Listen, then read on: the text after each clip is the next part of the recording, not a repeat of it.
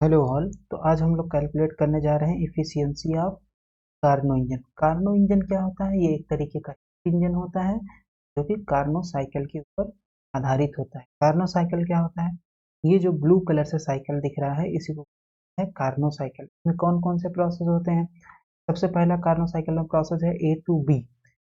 इस ए to B process में क्या करेगा ये कार्नो इंजन? हीट Q1 लेगा, हीट Q1 एब्जॉर्ब करेगा Carnot engine A B process में। और ये ए बी प्रोसेस जो होता है ये होता है तो थर्मल एक्सपेंशन। फिर बी टू सी जो प्रोसेस होता है बोलते हैं एडियाबैटिक एक्सपेंशन।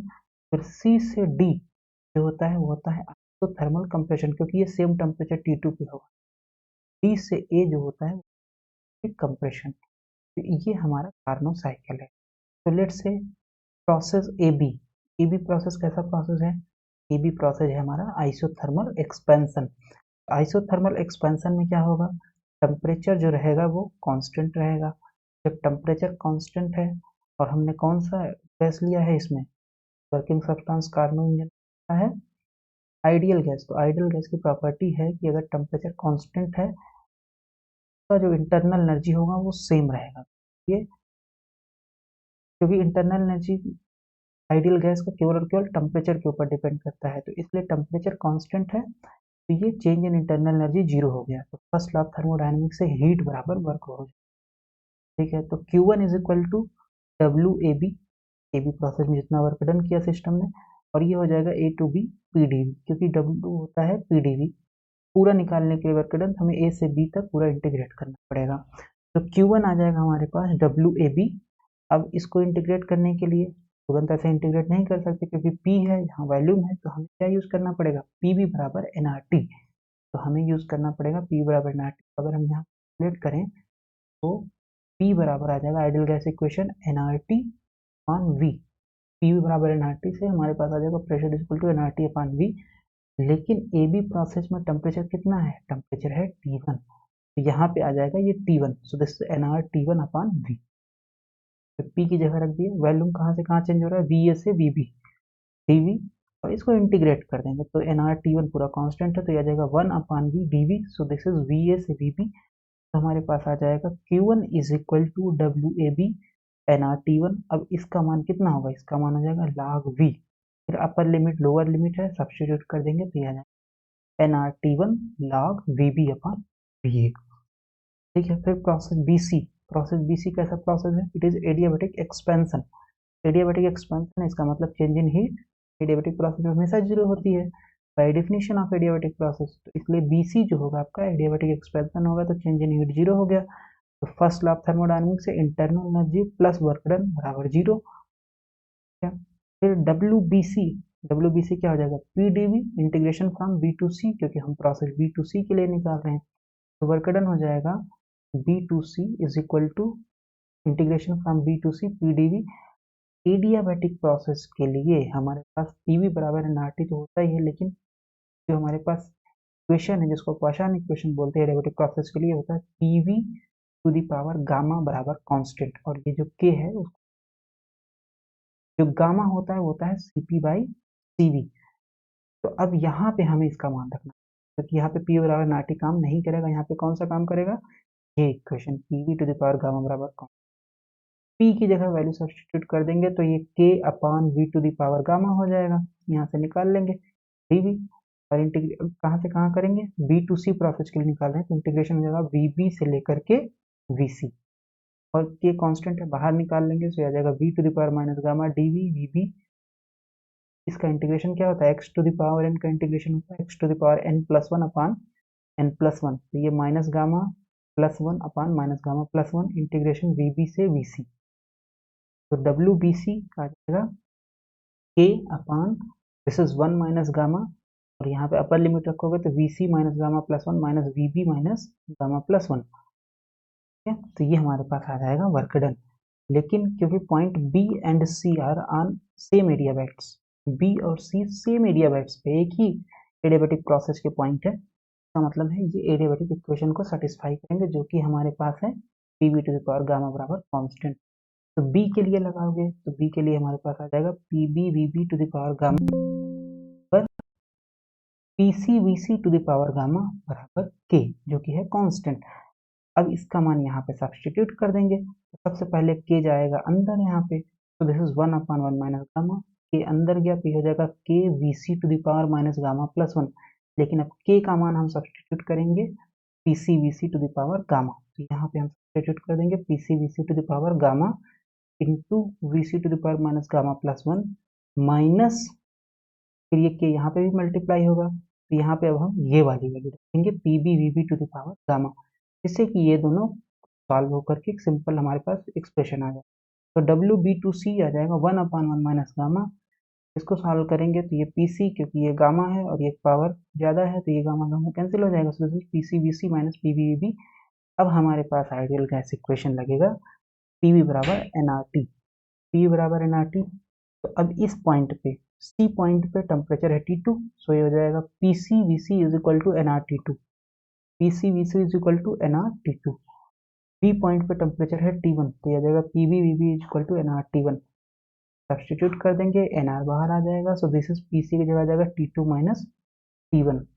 ये आ गया इक्वेशन 2। तो इक्वेशन 1 हमारे पास आ गया, ए बी प्रोसेस में कितना वर्क होगा, इक्वेशन 2 आ गया, बी सी प्रोसेस में कितना वर्क होगा। अब equation C D, equation C D में कैसे निकालेंगे, ये है आइसोथर्मल कंप्रेशन।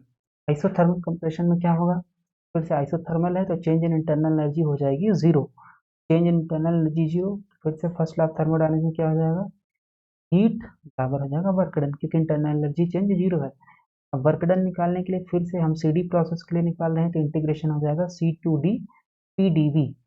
अब फिर से ये वाला प्रोसेस हमें फिर से करना पड़ेगा पूरा, यहाँ से ये पूरा आइसोथर्मल वाला जो प्रोसेस है, तो ए टू बी से हमने किया था इंटीग्रेशन, तो हमारे पास आया था N R T one log V B by V A, T one temperature पे था।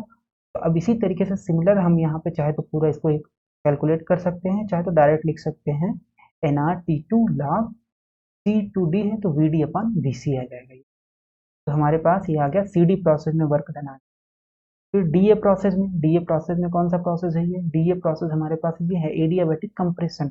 एडियाबैटिक कंप्रेशन में फिर से निकालेंगे, एडियाबैटिक है तो चेंज इन हीट हो जाएगा जीरो, तो हमारे पास ये आ जाएगा internal energy plus work done is equal to zero. First law of thermodynamics से आ गया ये इक्वेशन। फिर अब इसका निकालेंगे work done, D to A P D V, कौन सा इक्वेशन के सिमिलर आएगा, ये आएगा आपका ये वाले इक्वेशन के सिमिलर, ये वाले इक्वेशन के सिमिलर जो कि है इस वाले प्रोसेस बीसी के लिए हम लोगों ने निकाला था, तो यह था N are upon 1 minus gamma T2 minus T1। तो डीए के लिए निकालेंगे तो यह आ जाएगा एन आर अपन 1 minus gamma T1 minus T2। पूरा सॉल्व भी कर सकते हैं, चाहे तो सिमिलरली ऐसे लिख भी सकते हैं। तो हमारे पास टोटल वर्क डन आ गया ए बी प्रोसेस में, बी सी प्रोसेस में, सी डी प्रोसेस में और डी ए प्रोसेस में। टोटल वर्क डन निकालने के लिए हम चारों को ऐड कर देंगे, तो total work done W is equal to W A B plus W B C plus W C D plus W D A, सबका मान रखेंगे। डब्ल्यू ए बी का मान इक्वेशन 1 से, बी सी का मान इक्वेशन 2 से, सी डी का मान इक्वेशन 3 से और डी ए का मान इक्वेशन 4 से रख देंगे। तो ये और ये, क्योंकि ये T2 माइनस T1 है और ये T1 माइनस T2 है, तो ये प्लस है माइनस ये कैंसिल हो जाएगा। हमारे पास कितना बचेगा, N R T one log V B by V A plus N R T two log V D by V C, ये आ गया इक्वेशन 4। लेकिन पॉइंट बी और सी, ये जो पॉइंट है बी और सी, ये एडियाबैटिक कर्व पे लाई करते हैं। एडियाबैटिक कर्व पे लाई करते हैं तो हमारे पास इक्वेशन क्या होगा एडियाबैटिक के लिए, एडियाबैटिक के लिए होता है पी वी गामा बराबर कांस्टेंट। तो टेम्परेचर और वॉल्यूम के टर्म में अगर हमें निकालना है तो टेम्परेचर और वॉल्यूम के टर्म में कितना हो जाएगा, अब पी की जगह हम लोग यूज कर सकते हैं पी वी बराबर एन आर टी, पी की जगह यूज अगर हम कर लें पी वी बराबर एन आर टी से, तो वहां से आ जाएगा पी प्रोपोर्शनल टू पी बराबर N R T upon V. अब ये पूरा कांस्टेंट है तो यहाँ पे अगर हम रखेंगे तो T by V N R आएगा, तो एन आर कांस्टेंट है तो कांस्टेंट ये पूरा हो गया, तो मतलब ये आ जाएगा T by V into V to the power gamma. थोड़ा सा सॉल्व करेंगे, ये वन ऊपर जाएगा तो this is V to the power gamma minus 1 बराबर कांस्टेंट। तो हमारे पास आ गया टेम्परेचर, प्रेशर और वॉल्यूम के केस में जो हमारे पास इक्वेशन होता है एडियाबैटिक इक्वेशन ऑफ स्टेट होता है पी वी गामा बराबर कांस्टेंट, लेकिन टेम्परेचर और वॉल्यूम के केस में वही हो जाएगा T V to the power gamma minus 1 is equal constant. तो बी और सी सेम है, एडियाबैट्स हैं, सेम एडियाबैटिक पॉइंट्स हैं। तो अब ये इक्वेशन लगाएंगे तो V1 अब T1, अब देखो B पे कौन सा पॉइंट है, B पे वॉल्यूम है B VB, लेकिन टेम्परेचर है T1, तो इसका मतलब T1 VB to the power gamma minus 1 is equal to T2 VC to the power gamma minus 1। ये थोड़ा सा सॉल्व कर लेंगे, so T1 by T2 is equal to VC by VB to the power gamma minus 1। ये हमारे पास आ गया इक्वेशन 5A। इसी तरीके से फिर से आ जाओ इस वाले कर्व पे, A और D सेम एरिया बैट्स पे हैं, तो इस पे भी लागू होगा। तो अब इस पे टेम्परेचर टोटल कितना है, यहाँ से लेके यहाँ तक T1 है, तो T1 VA to the power gamma minus 1 is equal to T2 VD to the power gamma minus 1। यह चीज यहाँ पे भी रख दिए हैं, T1 VA to the power gamma minus 1 is equal to T2 VD to the power gamma minus 1। थोड़ा सा सॉल्व करेंगे, T1 बाई T2 आ जाएगा VD by VA to the power whole power gamma minus 1। ये question 5B आ गया। अब 5A 5B का LHS दोनों का सेम है, तो इसका मतलब इसका RHS भी सेम होगा। तो यहाँ से इसको देखेंगे तो हमारे पास आ जाएगा VC by VB to the power gamma minus 1 is equal to VD by VA to the power gamma minus 1। तो पावर सेम है, तो इसका मतलब है ये इनका बेस भी सेम होगा, इसलिए VC बाई VB बराबर VD बाई VA है। इसको उठाकर यहाँ पे सब्सटीट्यूट कर देंगे। सब्सटीट्यूट करेंगे तो हमारे पास है VD by VC। VD by VC हमें यहाँ पे निकालना पड़ेगा, तो ये इक्वेशन हमारे पास आ जाएगा VD by VC equal to VA by VB। Substitute कर देंगे यहाँ पे, तो यहाँ पे आ जाएगा W is equal to nRT1 log VB by VA plus nRT2 log VD by VC की जगह रख देंगे VA बाई VB। ठीक है, तो अब ये log A अपॉन B, यहाँ पे अगर हम पूरा बाहर निकालेंगे तो ये ऊपर जाएगा, तो यहाँ एक माइनस साइन आ जाएगा प्रॉपर्टी से। Right, log A by B जो फार्मूला होता है log A by B is equal to minus log B by A, यहाँ पे यूज कर लिया हम लोगों ने, इसलिए हमारे पास इतना आ जाएगा ये। अब हमारे पास टोटल वर्क डन आ गया W बराबर nRT1 minus T2 log VB by VA। हमें चाहिए क्या, इफिशियंसी के लिए हमें चाहिए eta is equal to, efficiency के लिए हमें चाहिए eta is equal to total work done upon Q1। Total work done upon Q1, total work done हम लोगों ने निकाल लिया यहाँ पे, और Q1 हमने निकाला है यहाँ पे। Q1 है nRT1 log VB by VA। Equation 1 और इक्वेशन 6 का यूज करेंगे इस इक्वेशन में। तो हमने हमारे पास है इनपुट हीट फ्रॉम इक्वेशन 1 जो कि है Q1 is equal to nRT1 log VB by VA, और इफिशियंसी ऑफ हीट इंजन जो होती है वो होती है eta is equal to W by Q1।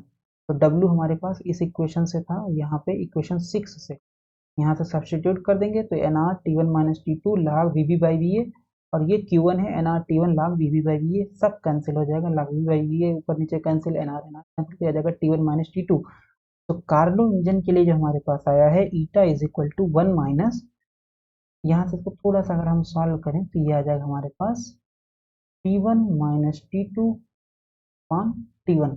अब 1 माइनस T2 बाई T1 हो जाएगा ये, लेकिन ये इक्वेशन जो ट्रू है ये केवल और केवल कार्नो इंजन के लिए ट्रू है। किसी भी हीट इंजन के लिए जो इफिशियंसी होती है वो हम लोगों ने पढ़ा था eta is equal to 1 minus Q2 by Q1। तो ये कार्नो इंजन के लिए भी ट्रू होगा, इसका मतलब ये दोनों इक्वेशन बराबर होंगे।